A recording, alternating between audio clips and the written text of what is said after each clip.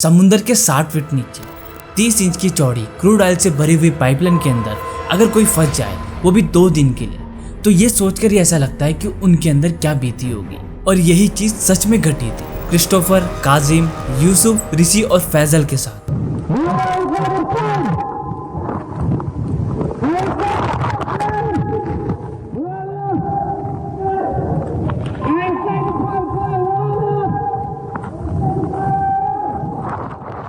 इन पांचों में से केवल एक ही बच पाया था, वो था क्रिस्टोफर। 2 दिन तक इस पाइप के अंदर रहने के बाद इन लोगों के साथ जो बीता है वो सुनकर आप भी चौंक जाओगे। यहाँ तक कि इस इंसिडेंट की GoPro की फुटेज भी अवेलेबल है, जिसको हम वीडियो में आगे आपको दिखाएंगे। तो चलिए जानते हैं परिया डाइविंग की उस खतरनाक घटना के बारे में, जिसको सुनने के बाद लोगों की सांसें आना बंद हो जाएगी। 30 इंच चौड़ी पाइप और उसमें भरा हुआ कच्चा तेल, उसके अंदर अगर कोई फंस जाए तो आप सोच भी नहीं सकते हो कि उसके साथ क्या होने वाला है। ये घटना है 25 फरवरी 2022 के कैरिबियन आइसलैंड की। यहाँ पर 5 लोग जो कि परिया नाम कंपनी की पाइप की मेंटेनेंस कर रहे थे। इस पाइप का काम बड़ा ही सिंपल होता है। जो बड़े बड़े कंटेनर आते हैं जो कि क्रूड ऑयल से भरे हुए होते हैं, उनको एक पाइप से दूसरे पाइप तक पहुंचाना होता है। मतलब कि जो शिप होगी वो क्रूड ऑयल को बर्थ 5 में अपलोड करेगी और उसके बाद उससे होते हुए वो चला जाएगा बर्थ 6 में। अब पाइप के अंदर से हाइड्रोकार्बन लीक ना हो, जिसके लिए एयर प्लग भी लगाया गया था। इसके अलावा पाइप के ऊपर एक कैबिन भी बनाया गया था, जिसको हैबिटेट के नाम से भी जाना जाता है। अब इसको हम एक एग्जांपल से समझते हैं। अगर आप खाली ग्लास को उल्टा करके पानी में डालोगे तो उसके अंदर पानी नहीं भरता है। ठीक इसी प्रकार से ये कैबिन बनाए जाते हैं। हैबिटेट वॉल के अंदर एयर प्रेशर के थ्रू एक जगह बना दी जाती है जहाँ पे लोग आसानी से काम कर सके। और उस दिन इन लोगों का काम था कि पाइप के अंदर जाकर उस एयर प्लग को निकालना। लेकिन जैसे ही वो उस एयर प्लग को निकालते वैसे ही एक ऐसी घटना हो जाती है जिससे आपका दिल दहल जाएगा। जैसे ही वो उस एयर प्लग को निकालते हैं वैसे ही एक पानी का बवंडर आकर उन सभी 5 लोगों को अंदर की ओर खींच लेता है। ये इतना भयंकर बवंडर था, केवल 90 सेकंड के अंदर वो उनको 20 फीट नीचे, साथ ही 120 फीट दूर फेंक देता है। इस घटना के आप इस GoPro की फुटेज को देखिए। पहले सब कुछ दिखाई दे रहा होता है, लेकिन एकदम से सारा का सारा अंधेरा हो जाता है। और इमेजिन कीजिए ये वही टाइम था जब सब कुछ प्लग झपकते ही पलट गया था। अब जो ये पाइप था ये सीधा नहीं था। इसकी वजह से उनको एक राहत मिलती है कि ये एक एयर पॉकेट में फंस जाते हैं जहाँ पे ये सांस ले सकते थे। अब जो ये एयर पॉकेट होता है, इसमें क्या होता है कि जहाँ पे कहीं पे बैंड होता है वहाँ पे थोड़ा सा पानी कम होता है, जिसकी वजह से ये वहाँ पे सांस ले सकते थे। लेकिन इन्हीं सारी चीजों के बीच उनको जरा भी अंदाजा नहीं था कि उनके साथ आखिर हुआ क्या है। और पानी का फ्लो इतना ज्यादा था कि किसी किसी की तो हड्डियां भी टूट गई थी। और वहाँ पे इतना ज्यादा अंधेरा था कि वो एक दूसरे को देख भी नहीं पा रहे थे। अब यहाँ पे सोचने वाली बात यह है कि जिस पाइप के जरिए वो सांस ले रहे थे, उसी पाइप के कारण से वो वहाँ पे फंस भी चुके थे। टेक्निकली पाइप के अंदर टोटल 1200 बैरल ऑयल होना चाहिए था, लेकिन वो वहाँ पे कम था। अब बवंडर आने का जो कारण था वो ये था कि पाइप के अंदर लो डेंसिटी वाली हवा थी और जहाँ पे वो काम कर रहे थे वहाँ पे हाई डेंसिटी वाली एयर थी। जैसे ही वो उस प्लग को हटाते,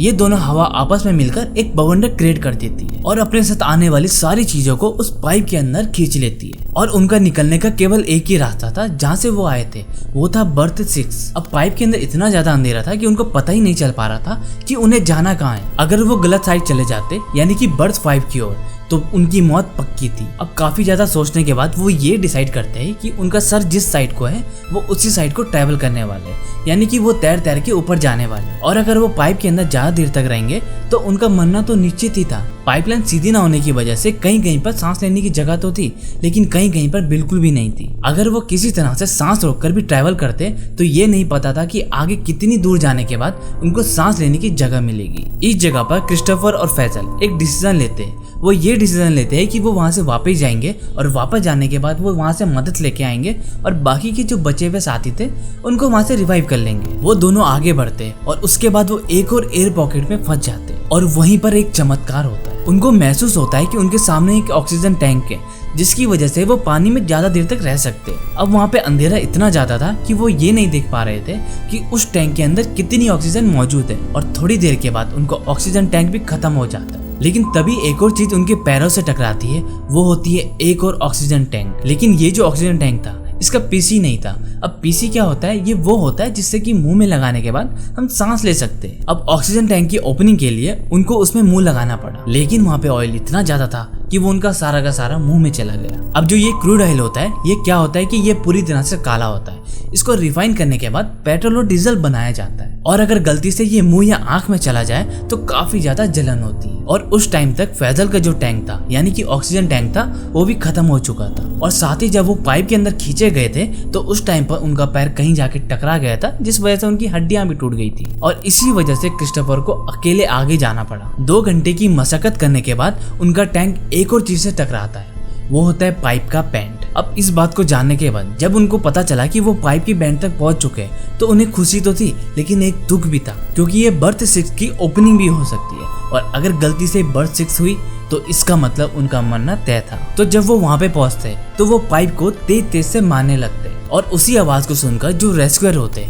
वो उनके पास एक चैन को फेंकते और उनको वहां से बाहर निकाल देते। जैसे ही क्रिस्टोफर वहां से बाहर आते तो उनका पहला वर्ड होता है कि मेरे साथी वहां पर फंसे हुए हैं और वो अभी तक जिंदा है और उनको मदद की सख्त जरूरत है। यहाँ पर उन लोगों को जो ऑयल है उसको धीरे धीरे एक्सट्रैक्ट करना चाहिए था, या फिर कोई दूसरा तरीका निकालना चाहिए था। कंपनी की जो रेस्क्यूअर थे वो उनको रिवाइव करने के लिए जा ही रहे थे, लेकिन कंपनी ने उनको रोक दिया और ये बोलकर रोका कि उनके पास ज्यादा बड़े सिलेंडर नहीं है, अगर वो वहां पे जाते हैं तो हो सकता है कि उनकी जान भी जोखिम में जा सकती है। और यही बात सुनने के बाद जब क्रिस्टोफर अपने दोस्तों को बचाने जाते हैं तो कंपनी उनको भी रोक देती है। जब क्रिस्टोफर ने सारी बातें उनको बताई तो रेस्क्यूअर ने बाहर से ठोक ठोक कर ये पता लगाने की कोशिश करी कि आखिर वो एग्जिट है कहाँ पे, और इसी के जवाब में चारों लोगों ने वहां पर ठोक ठोक कर ये बताने की कोशिश करी कि हम यहाँ पे मौजूद हैं।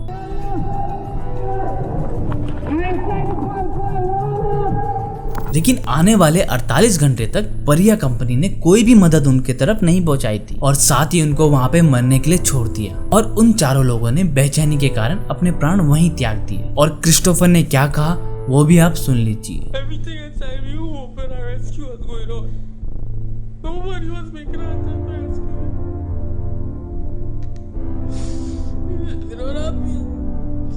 कैसे एक बड़ी कंपनी ने अपनी लापरवाही की वजह से अपने वर्करों की जान ले ली, और ये सारी घटना हो जाने के बाद कंपनी के ऊपर पुलिस केस भी होता है, लेकिन उनके ऊपर कोई भी कार्रवाई नहीं होती है। और जो ये 4 लोग थे जो मारे गए थे, उनके लिए कंपनसेशन में कंपनी ने कुछ भी नहीं दिया था, 1 रुपया तक नहीं दिया था। अब यहाँ पे आपको एक चीज करके बतानी है, वो है कमेंट, और कमेंट में ये बताना है कि यहाँ पे गलती किसकी थी। कंपनी अगर सही वक्त पर सही कदम उठा लेती तो शायद वो सारे के सारे आज जिंदा होते। क्रिस्टोफर अपनी किस्मत को पछताता है, वो अपने दोस्तों को बचा नहीं पाया, और यही थी वो घटना जिससे हर किसी की रूह कांप जाती है। और मुझे उम्मीद है आपको ये वीडियो देखने के बाद काफी कुछ जानने को मिला होगा। तो हम मिलते हैं नेक्स्ट वीडियो में, तब तक के लिए जय हिंद, जय भारत।